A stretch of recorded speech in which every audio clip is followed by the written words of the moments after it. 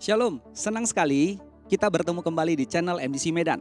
Mari memuji, menyembah, mendengarkan sabda Tuhan dan bersekutu bersama saudara-saudari seiman dimanapun berada dengan segenap hati dalam ibadah hari ini, Minggu 17 Januari 2021. Kami berdoa kiranya Anda diberkati dengan pelayanan hari ini. Silahkan menekan tombol subscribe agar Anda dapat langsung menerima pemberitahuan terbaru tentang pelayanan atau informasi lainnya yang berkaitan dengan pelayanan GKPB MDC Medan. Jika Anda baru pertama sekali mengikuti pelayanan ibadah di GKPB MDC Medan atau memiliki beban doa, kami akan sangat senang sekali berdoa bagi Anda. Silakan menghubungi kami lewat sosial media yang tertera di layar Anda. Mari berbagi kasih dan kepedulian sebagai gereja Tuhan dengan saudara-saudari kita yang sangat terdampak dengan pandemi COVID-19 yang sedang terjadi, dengan memberikan bantuan bagi mereka yang sangat membutuhkannya. Pada hari Selasa, 19 Januari 2021 pukul 19 waktu Indonesia Barat, kita akan mengadakan doa malam via Zoom dengan nomor meeting 222-333-0023 dengan passcode doa malam.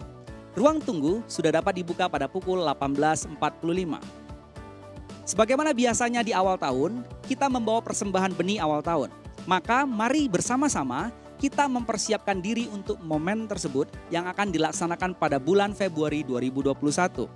Persembahan dapat disetor ke rekening persembahan dengan berita benih awal tahun di sepanjang bulan atau dapat dibawa langsung ke sekretariat gereja setiap hari Selasa sampai Sabtu. Perayaannya sendiri akan dilakukan pada hari Minggu 21 Februari secara onsite dan online. Ibadah tatap muka atau onsite kembali akan kita laksanakan pada minggu pertama Februari tanggal 7 dan minggu ketiga tanggal 21 pada pukul 10 waktu Indonesia Barat. Informasi lebih lanjut akan diberitahukan kemudian. Saudara-saudari yang sudah mengikuti dan menyelesaikan program pemuritan hidup berjemaat dan rindu untuk menjadi jemaat ikat janji, silahkan mendaftarkan diri dengan menghubungi sekretariat. Bapak, Ibu, dan saudara-saudari sekalian, tahun 2021 sudah kita jelang. Jika Anda memiliki harapan dan pergumulan yang sedang dialami saat ini maupun kerinduan untuk terjawab di tahun 2021, silahkan menyampaikannya lewat pelayanan WhatsApp. Untuk selanjutnya akan didoakan oleh para gembala. Bagi saudara-saudari keluarga MDC Medan, persembahan ibadah mingguan dan persepuluhan bisa dilakukan dengan transfer ke Bank BCA dengan nomor rekening 022 0095 878. Persembahan misi di Bank BCA nomor 022 22 3551. Persembahan pembangunan di Bank BCA nomor rekening 022 22 36060. Semua rekening di atas nama Gereja Kristen Perjanjian Baru. Mari siapkan hati, siapkan catatan, dan kami ucapkan selamat beribadah.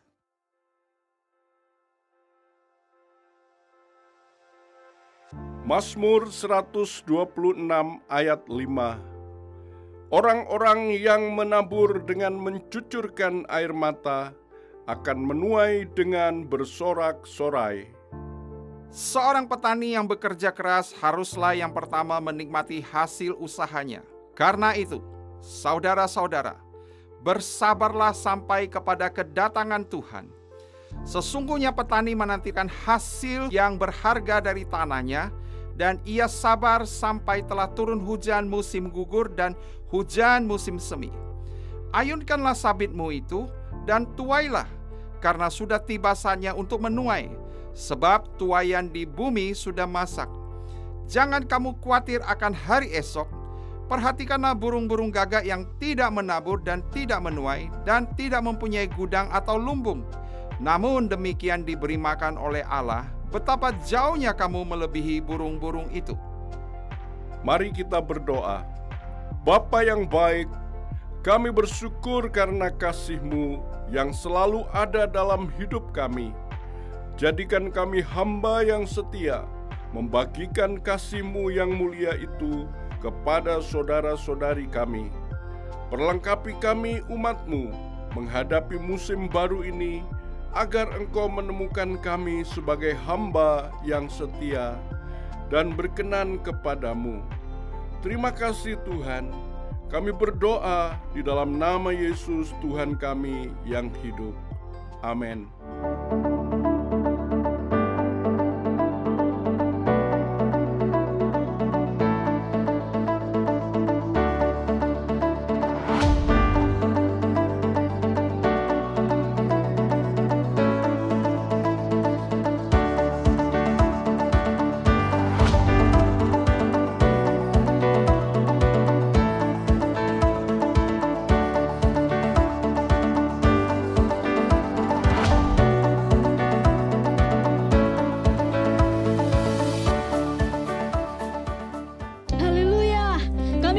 bersyukur kepadamu Tuhan, sebab perbuatan-Mu ajaib.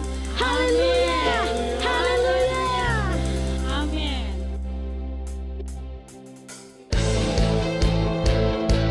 Mari bersyukur kepada Tuhan. Haleluya Yesus.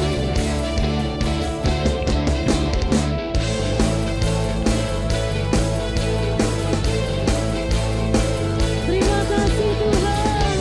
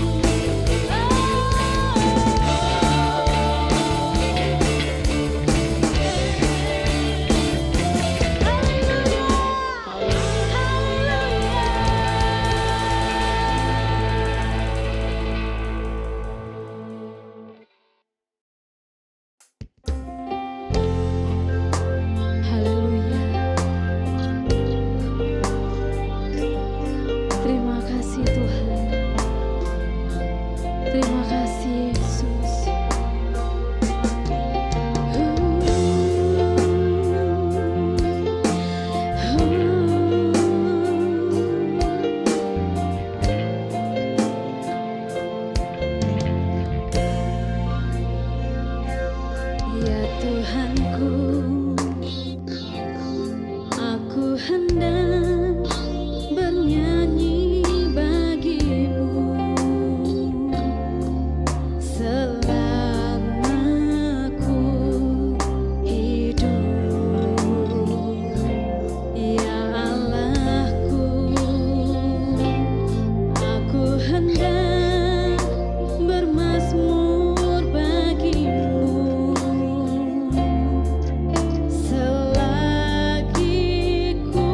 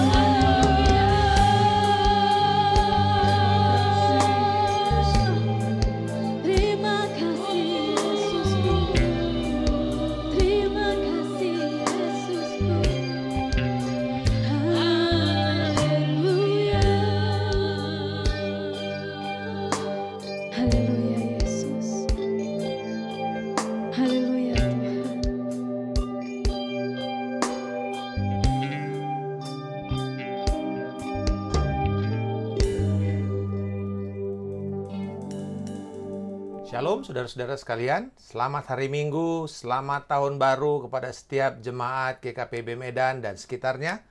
Saya Pendeta Markus Simanjuntak. Saya senang sekali bisa mendapat kesempatan oleh Pak Senior Pastor, Pak Antoni, yang memberikan kesempatan untuk hari ini berbagi firman Tuhan kepada setiap saudara-saudara sekalian. Hari ini kita akan berbicara tentang iman seorang penuai, pelajaran dari seorang petani. Kalau kita berpikir tentang penuaian atau tentang iman, karena iman dan penuaian tidak bisa dilepaskan, maka yang paling mungkin lebih tahu banyak daripada banyak orang adalah petani. Ya, seorang petani, saudara-saudara. Itu sebabnya tidak heran Rasul Paulus, bahkan Yesus sendiri memakai ilustrasi dan alat ini sebagai pendorong kepada orang percaya, kepada murid-murid untuk mengerti prinsip rohani tentang tuaian. Ketika Paulus harus menyemangati Timotius yang menjadi gembala di kota Efesus, yang tertekan karena oposisi, karena kesulitan di dalam pelayanannya, Paulus mengingatkan dia untuk berdiri teguh di dalam kasih karunia Tuhan, untuk menjadi kuat di dalam kasih karunia Tuhan.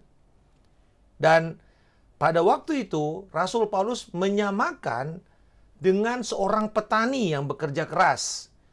Dia mengutip 2 Timotius pasal yang kedua ayat 6. Seorang petani yang bekerja keras haruslah yang pertama menikmati usahanya. Ketika Paulus menasihati jemaat-jemaat yang ada di daerah Galatia untuk mereka terus bertekun, jangan jemu-jemu untuk berbuat kebaikan, ia memakai proses pertanian tentang menabur dalam kesabaran, lalu kemudian menantikan penuaian. Galatia 6 ayat 9-10 dikatakan, janganlah kita jemu-jemu berbuat baik, karena apabila sudah datang waktunya, kita akan menuai jika kita tidak menjadi lemah. Karena itu, selama masih ada kesempatan bagi kita, marilah kita berbuat baik kepada semua orang, tetapi terutama kepada kawan-kawan kita seiman. Dalam melakukan pekerjaan Tuhan untuk penuaian jiwa, kita harus melihat dan belajar kepada petani. Seringkali kita menjadi lemah, menjadi letih dalam melakukan apa yang baik sewaktu kita sedang menabur, menanam, dan menantikan pertumbuhan untuk penuaian. Atau mungkin kita merasa terjebak dalam kesehari-harian kita sekarang ini. Keseharian hidup yang memikirkan betapa banyak yang harus kita kerjakan, terutama di dalam pasca atau selama pandemik ini. Banyak hal-hal yang mungkin rencana program yang tertunda. Lalu kemudian kita bilang bagaimana kita harus mengejarnya. Aduh, begitu banyak hal-hal yang kita kerjakan. Sementara keseharian kita sepertinya dibatasi. Dan lalu kemudian kita melihat apa yang bisa kita lakukan. Itu ibarat menggenggam sekepal tanah. Dan kemudian kita mengatakan, apa yang sudah saya lakukan ini? Apakah ini berarti? Apakah ini membawa dampak? Mungkin 10 bulan terakhir, apakah pekerjaan, apakah ibadah kita yang secara online ini membawa dampak? Apakah ada orang-orang yang diselamatkan? Bagaimana dengan pertemuan-pertemuan kelompok kecil? Apakah ada orang-orang yang ditambahkan? Saudara-saudara, bagaimana kita tidak menjadi lemah pada saat pekerjaan begitu menuntut energi kita? Tetapi seakan-akan tuaian itu masih jauh dari apa yang bisa kita harapkan. Bagaimana kita bisa terus melanjutkan panggilan kita untuk menjadikan segala bangsa murid Kristus di tengah kesulitan dan keterbatasan saat ini. Di tengah-tengah kita harus berpikir untuk melakukan perubahan-perubahan. Kalau tidak, kita mungkin akan tergerus dengan keadaan. Lalu kemudian kehilangan eksistensi sebagai sebuah kelompok atau sebuah jemaat. Mari kita melihat kepada petani untuk jawabannya. Ada 3 hal yang akan kita belajar dari prinsip iman dengan tuaian dari kehidupan petani. Yang pertama, saudara-saudara, seorang petani memiliki komitmen yang tidak tergoyahkan kepada tuaian. Komitmen yang tidak tergoyahkan. Bertani itu bukan pekerjaan, tetapi bertani adalah sebuah gaya hidup. karena melibatkan komitmen yang cukup panjang, bahkan mungkin seumur hidup bagi beberapa orang atau kebanyakan para petani. Ini bukan tipe pekerjaan yang kita bisa memberikan 2 bulan atau 1 minggu atau 2 minggu pemberitahuan, atau mungkin 1 bulan pemberitahuan sebelum kita akan keluar dan meninggalkan pekerjaan ini. Tidak bisa, saudara-saudara. Ini bukan seperti pekerjaan kantoran. Bila kita bertani, ini adalah sebuah komitmen seumur hidup. Kita melihat akan pekerjaan ini, panggilan ini sebuah panggilan. Jadi petani sebenarnya itu sebabnya sekarang ini banyak anak-anak muda yang ada di Sumatera Utara. Mereka pergi ke Medan, sekolah, atau pergi ke Jawa, dan tidak mau kembali karena ngapain harus bertani. Dan saudara-saudara, sekalipun Fakultas Pertanian Universitas Sumatera Utara, tetapi tidak banyak menghasilkan petani-petani yang mau kembali ke kampung halaman mereka. Saya ingat sewaktu saya 3 tahun yang lalu banyak membantu jemaat yang ada di Medan. Dan kemudian saya bertemu dengan mahasiswa-mahasiswa di Universitas Sumatera Utara. Dan kemudian saya bertanya, kamu Fakultas Pertanian? Oh iya, saya dari Lintong Nihuta, Bang. Dan kemudian saya bilang, kenapa kamu nggak kembali? Kenapa kamu nggak berpikir bagaimana mengembangkan perkebunan kopi bapakmu itu? Dan dia bilang bahwa lebih enak kerjaan kantoran, lebih enak pekerjaan yang kelihatannya semua itu hanya semua dengan pakaian, dan tidak mau bergelut lagi dengan pertanian. Padahal mereka belajar pertanian. Apa yang menjadi persoalan? Karena ternyata bahwa pertanian merupakan sebuah komitmen panjang, sebuah kerja keras, sebuah panggilan hidup. Belum lagi pertanian itu, saudara-saudara, kita akan terkoneksi, terikat pada sebidang lahan tertentu. Ya tentu saja kalau misalnya kita diberikan ini adalah lahan yang harus kita garap, kita komit ke sana. Kita nggak bisa tiba-tiba nanti pindah lagi ke lahan sebelah, lahan tetangga, kecuali saudara buru tani. Tetapi bila saudara adalah pemilik, saudara ditaruh di sana, saudara bertanggung jawab untuk sebidang areal tanah yang saudara harus garap itu. Dan harus menghasilkan. Saudara-saudara, ini luar biasa. Kita komit. Dan berapa banyak di antara kita ketika kita berbicara mengenai penuaian rohani, kita berbicara mengenai komitmen di dalam tubuh Kristus, di dalam gereja lokal, kita sudah mulai sangat-sangat cair, saudara-saudara. Sekarang ini dengan begitu banyak tawaran, begitu banyak alternatif, kita bisa mengatakan emang cuman GKPB Medan saja yang jadi gereja Tuhan. Kalau 30 tahun yang lalu, mungkin kita bisa mengatakan begitu. Tidak banyak gereja-gereja Pantekosta karismatik. Tetapi saudara-saudara sekarang, mungkin satu kompleks ruko, begitu banyak gereja-gereja numplek-plek di sana.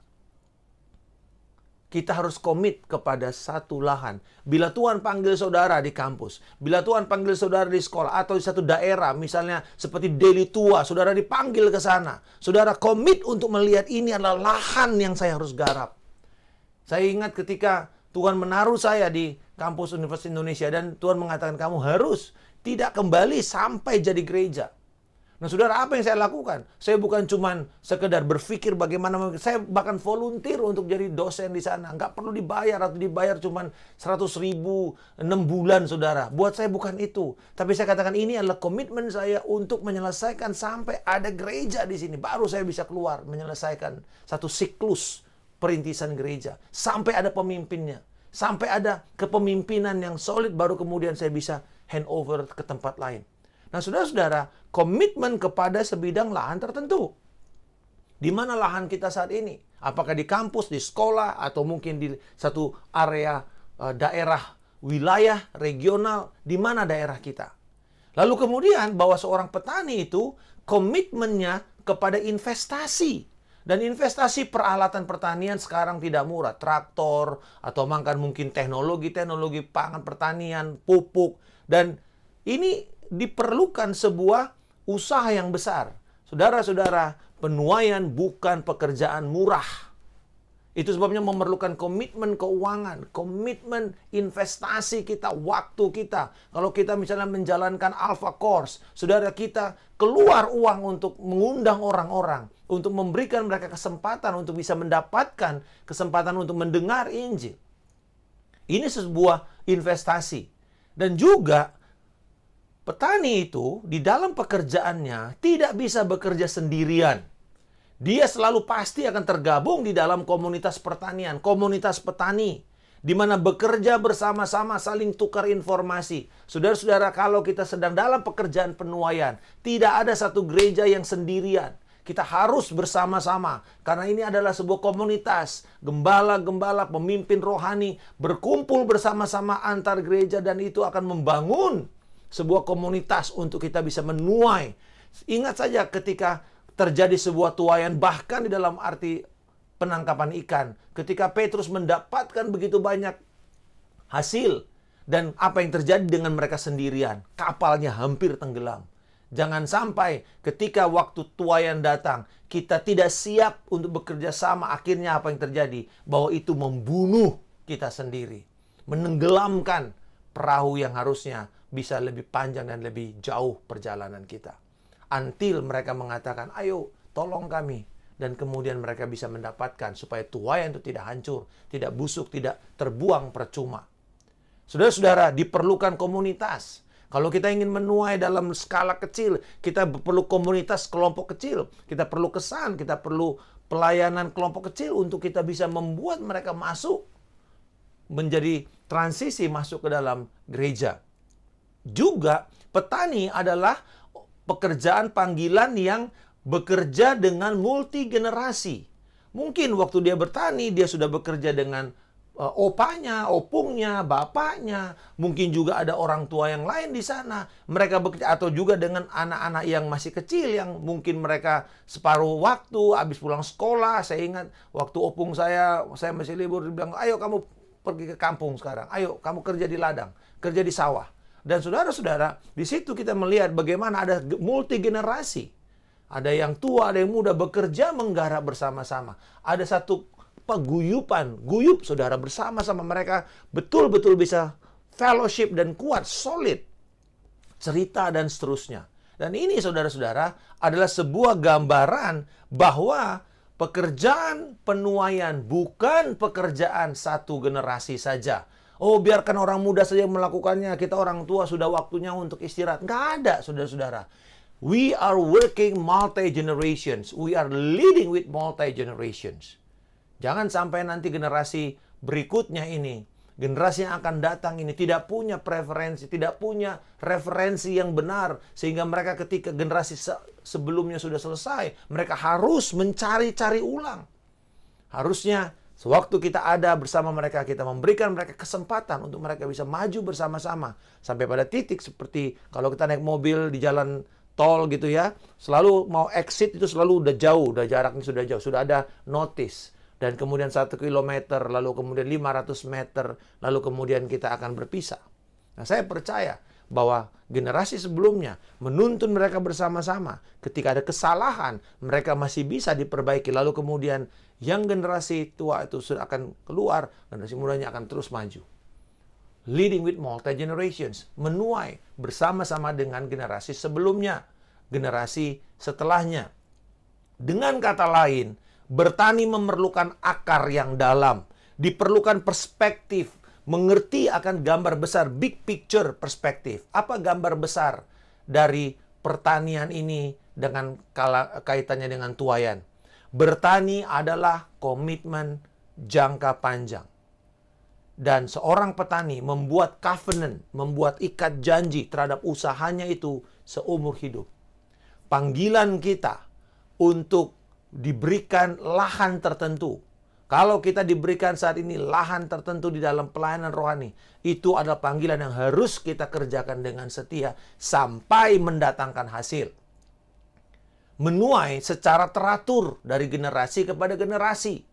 Jadi selalu setiap generasi itu akan mendapatkan tuaian. Dan kita penting mengerti ini, bahwa setiap generasi punya masa, punya waktu, dan kemudian juga punya tuaian-tuaian tersendiri. Kita nggak bisa memaksakan tuaian tahun 80-an, tahun 90-an kepada generasi angkatan tahun 2001 atau 2020, saudara-saudara. Nggak bisa. Kita mengerti bahwa mereka memiliki tuaian sendiri. Tetapi kita memerlukan investasi terhadap teknologi, metode, pupuk, teknologi, di dalam pekerjaan, dan demikian juga dengan penuaian. Kita memerlukan pengembangan teknologi. Jangan memakai metode-metode yang dulu berhasil pada tahun 80, lalu kita paksakan di dalam abad milenial ini. Bahkan termasuk cara kita penyampaian firman. Saat ini, mau nggak mau kita harus membiasakan diri berkhotbah dengan daring, saudara-saudara. Sebelumnya, bayangkan ada pendeta yang kagok, kok saya ngomong ke kotak kecil ya di handphone maksudnya. Mana orang-orangnya? Saya ingat sewaktu saya pertama sekali belajar untuk berkhotbah di radio, kadang-kadang kita harus pakai orang di sana untuk kita kasih gambar, lalu kita berkhotbah seakan-akan membayangkan ini banyak orang. Nah, saudara-saudara, hal yang seperti ini kita mesti mengerti bahwa ada perubahan demi perubahan, tetapi kita harus invest, kita harus komitmen. Dan ini adalah covenant kita kepada amanat agung. Ini bukan pekerjaan sesaat, ini bukan program satu tahun tertentu, tetapi ini adalah panggilan seumur hidup. Kalau tahun ini dideklarasikan sebagai tahun penuaian, tapi bukan berarti hanya tahun ini saja kita akan menuai. Tapi kita akan mau mengatakan, kita canangkan, kita deklarasikan, kita melepaskan sebuah kegerakan. Lalu kemudian ketika dia sudah roll over kembali, harusnya ini akan di-maintain dan bahkan akan diperbesar lebih banyak lagi. Kita tahu bahwa di dalam pertanian ini adalah proses seperti kita menjadikan murid untuk menolong orang-orang, membangun relasi, saudara. Membangun relasi mereka kepada Yesus Kristus, kepada jemaat, dan juga terkoneksi kepada orang-orang yang belum mengenal Tuhan.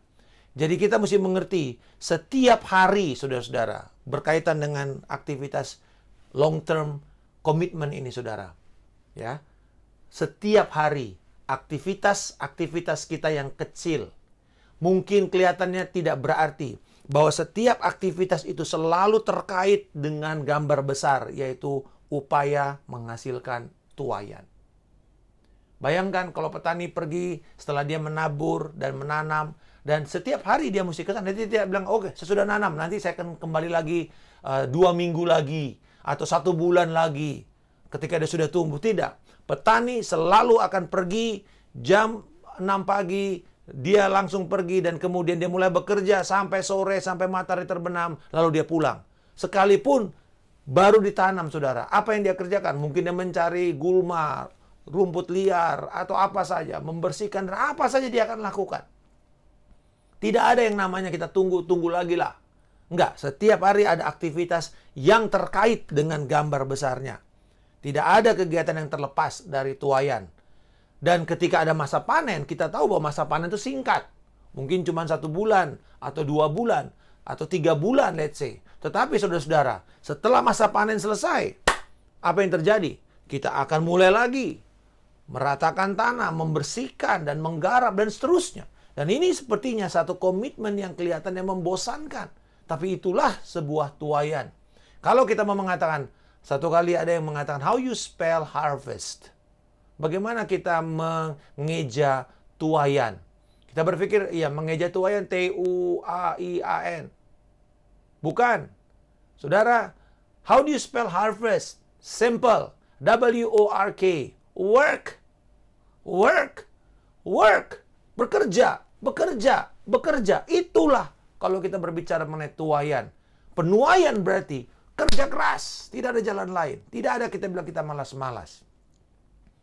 Ada yang berpikir di benak orang percaya yang saat ini punya komitmen yang justru terbalik dengan konsep yang baru saya bagikan ini.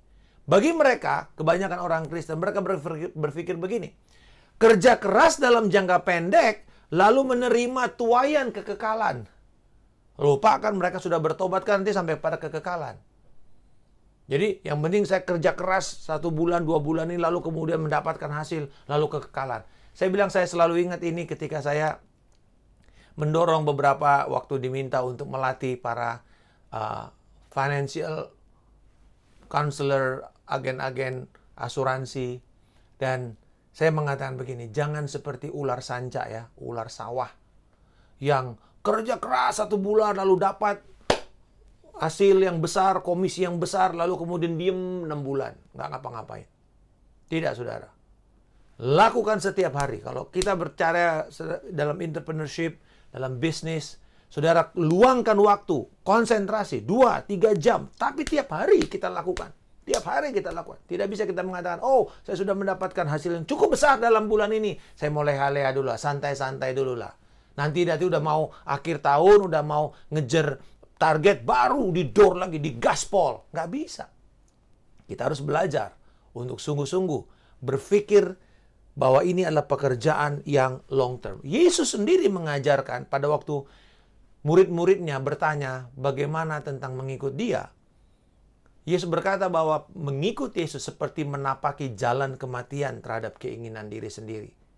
Yesus berkata bahwa kalau engkau tidak bisa menyangkal diri, memikul salib. Memikul salib artinya mati, saudara. Dan mengikut aku, engkau tidak bisa menjadi muridku. Menyangkal keinginan kita. Menahan keinginan kita. Deferred gratification, menahan pemuasan keinginan kita. Tunggu. Bersedia untuk sabar, panjang sabar, saudara. Untuk kita bisa melihat tuaian yang akan kita terima.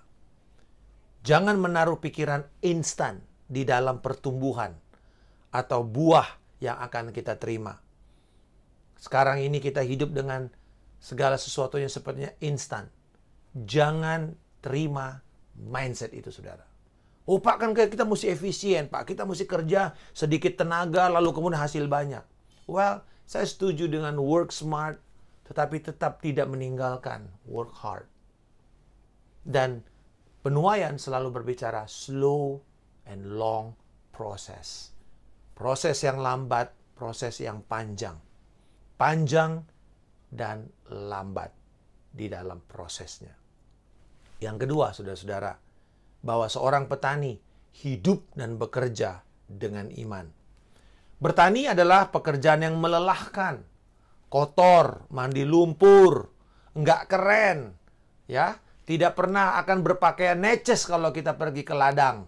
Selalu di ladang tuh ada pakaian yang wah udah kotor, udah lumpuran dan kita cuci kering nggak bisa bersih, saudara. Pekerjaan yang cukup detail. Karena kita mesti mengambil hal-hal yang kecil-kecil seperti gulma yang tersembunyi. Kita mesti cabutin satu-satu. Terutama, bertani adalah sebuah pekerjaan yang beresiko. Saudara-saudara, saya ulangi. Pekerjaan yang beresiko.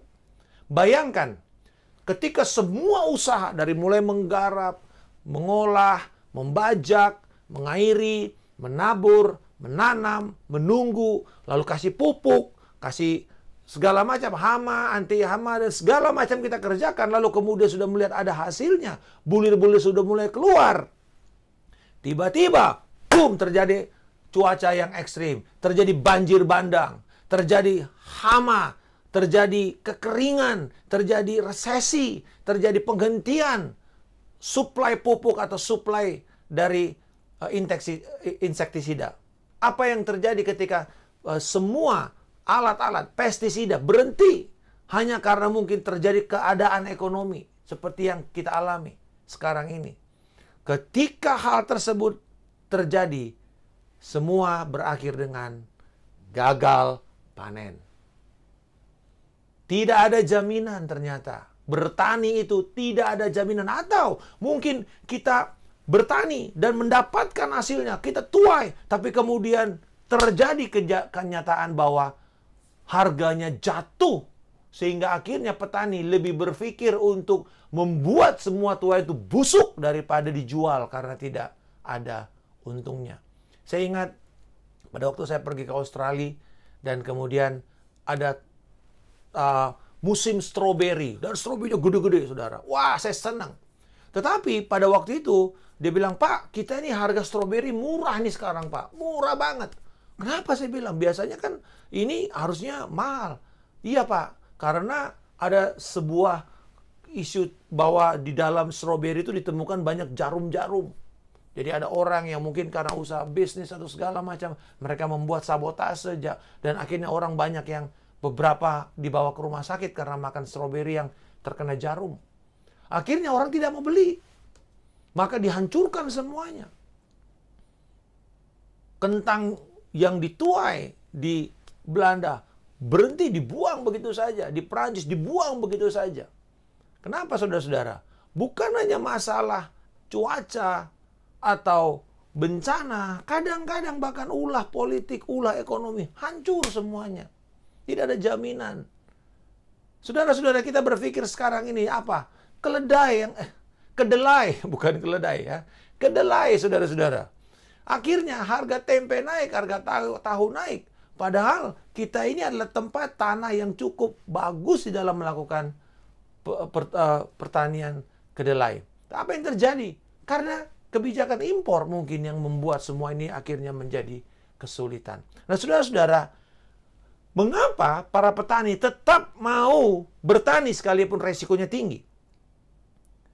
Karena kembali lagi, ini sebuah panggilan. Ini sebuah panggilan Allah kepada mereka. Hal yang sama dengan tuaian rohani. Setiap upaya kita, jerih lelah kita, yang kelihatannya tidak kelihatan di dalam tuaian, bahkan mungkin gagal sama sekali. Dalam perjanjian lama, perjanjian baru, kita melihat bahwa kalau terjadi kegagalan panen, maka itu mengingatkan para petani bahwa semua tuaian tergantung kepada Allah. Pada dasarnya, tuaian itu adalah milik Allah. Petani hanya perlu setia untuk menabur, menyiram, dan pertumbuhan serta keberbuahan tidak bisa dipaksakan, saudara-saudara. Paulus berkata dalam 1 Korintus 3:6, "Aku menanam, Apolos menyiram, tetapi Allah yang memberi pertumbuhan."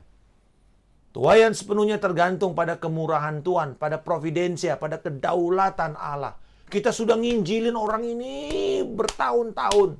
Nggak terjadi apa-apa. Nanti tiba-tiba kita dengar dia sudah bertobat. Saudara-saudara, sederhana sekali. Saya ingat salah seorang gembala GKPB adalah teman kuliah saya waktu di UI. Dan kemudian kita injilin, ditolak, dianggap sesat, saudara-saudara. Tetapi kemudian, kira-kira nanti 2 tahun kemudian, tiba-tiba dia bertobat, terima Yesus. Dan menjadi bagian dari jemaat kita. Saudara, menarik sekali. Ya, Tuhan mengerti bahwa tuaian itu adalah milik Tuhan. Kemurahan Tuhan yang membuat kita bisa menuai. Dan kita harus mengingatkan diri kita senantiasa berhati-hati terhadap optimisme menjelang tuaian. Karena dalam pertanian, saudara, keadaan tidak terduga bisa terjadi. Ini mengingatkan kita bahwa yang bisa menjaga semua tanaman dan hasil usaha kita untuk bisa mendapatkan tuaian adalah Tuhan sendiri sebagai pemelihara dan penjaga tuaian itu. Di dalam kehidupan kekristenan kita, jangan putus asa, saudara-saudara. Saat kita melihat ada hal buruk, hujan yang menerpa, kesulitan yang menerpa pekerjaan pelayanan kita, kita harus percaya, Tuhan, Engkau memelihara mereka. Engkau menyertai pekerjaan ini, Tuhan. Kalau kita terus fokus kepada kapan yang berbuah ya, kapan yang menghasilkan buah ya, tiap hari kita tilik kok belum ada, kita akan frustrasi. Petani tiap hari datang ke sana bukan menilik udah berbuah apa bukan, tidak. Tapi dia bekerja, menjaga, memelihara, membersihkan. Yang dia lakukan adalah memastikan pertumbuhan itu tidak ada gangguan. Tetapi pertumbuhan itu sendiri biarkan datang secara alamiah.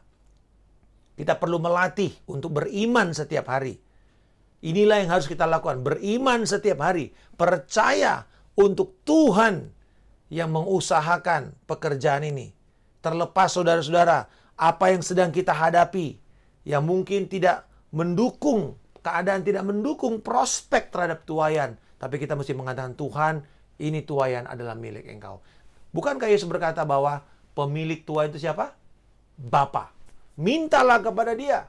Pekerja, tetapi pemilik tuaian itu adalah Allah sendiri. Percaya bahwa dialah yang memberikan pertumbuhan dan tuaian. Itu sebabnya mari kita mulai dengan berdoa, beriman, memperkatakan, meminta Tuhan setiap upaya-upaya yang kita kerjakan akan menghasilkan tuaian itu. Asal kita tidak menjadi lemah, dikatakan oleh Rasul Paulus, kita akan menuai.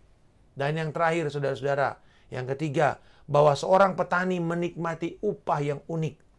Satu kali ada yang bertanya, Pak, dia petani, Pak, ditanya gitu ya, apakah Bapak mikir terus tentang tuaian?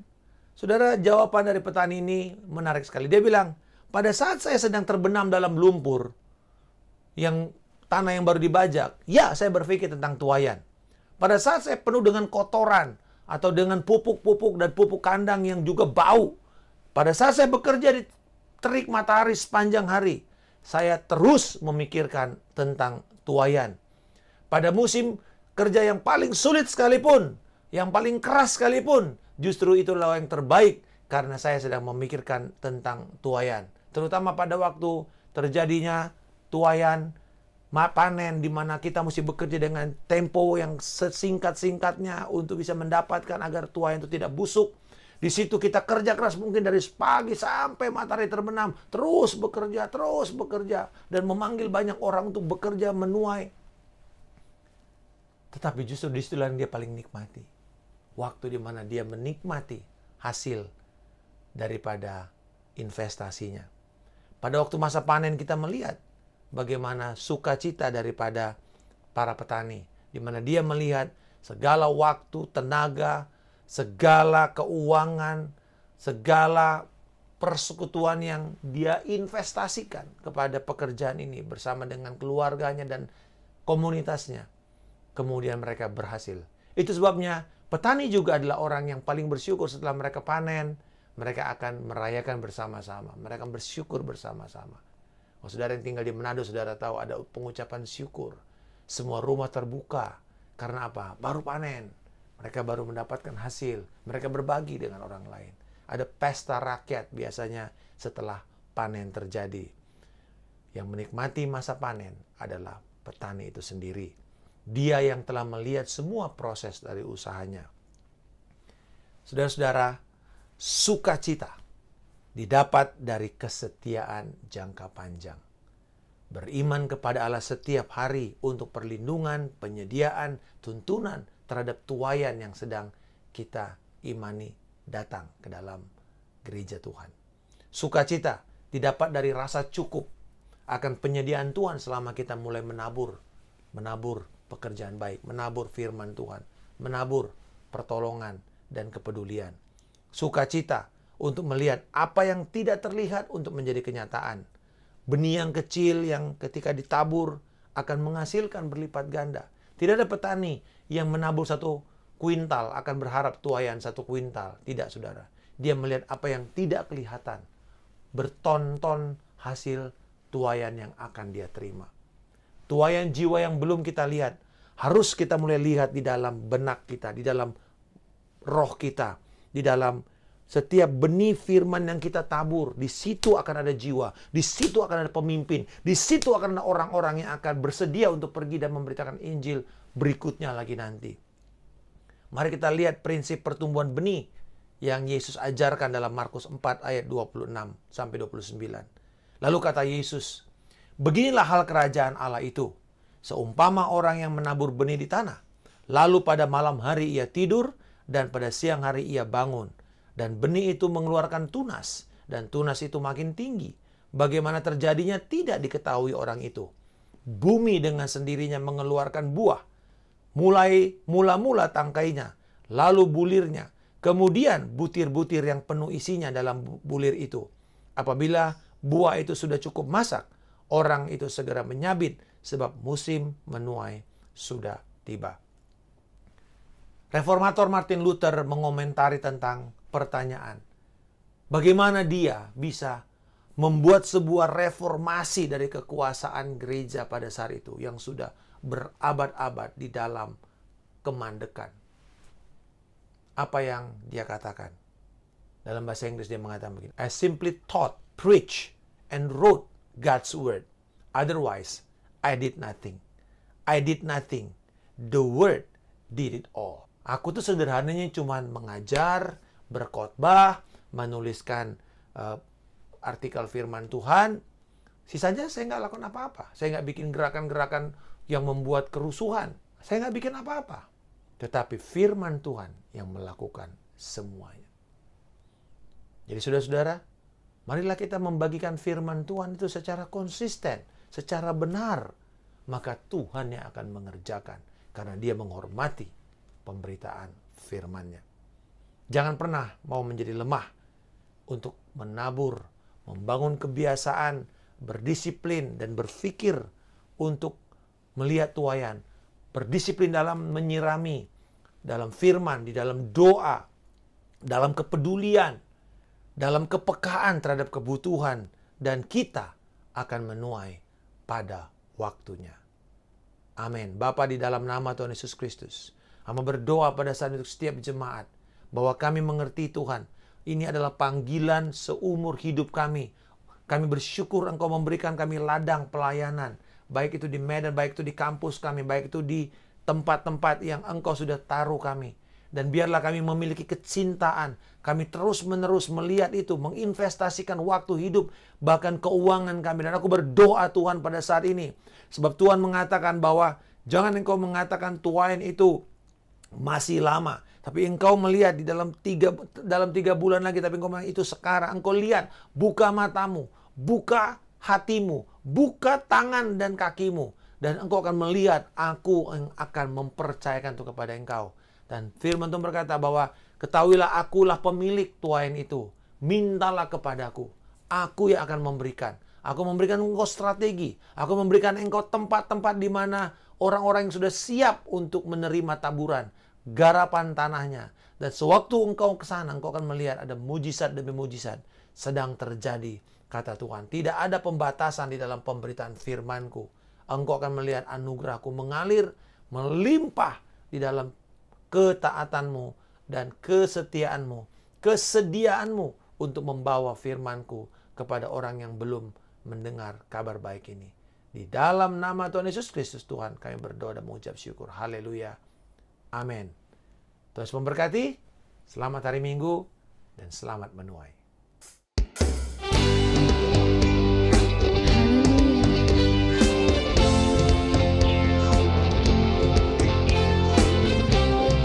Terima kasih Tuhan.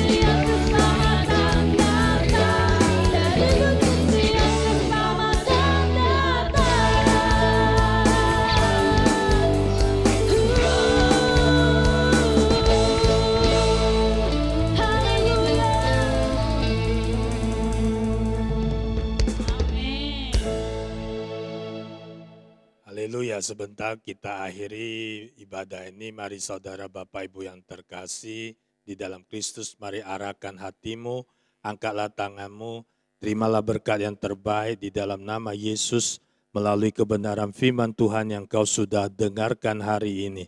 Biarlah imanmu bertumbuh semakin hari dan bahkan semakin kuat dan semakin teguh. Biarlah Roh Kudus dengan kemurahannya senantiasa memperkuat dan memberkati engkau senantiasa dimanapun kemanapun engkau berada. Mari Bapa kekasih jiwa Tuhan, angkatlah tanganmu, terimalah berkat yang terbaik di dalam nama Allah Bapa, cinta kasih daripada Yesus Kristus dengan persekutuan Allah Roh Kudus, memampukan engkau hidup di dalam kemenangan demi kemenangan, keberhasilan demi keberhasilan, kesuksesan demi kesuksesan, dengan satu maksud, melalui kemenangan ini, kesuksesan, nama Yesus dipermuliakan. Terimalah berkat ini di dalam nama Yesus yang terima berkat, katakan amin.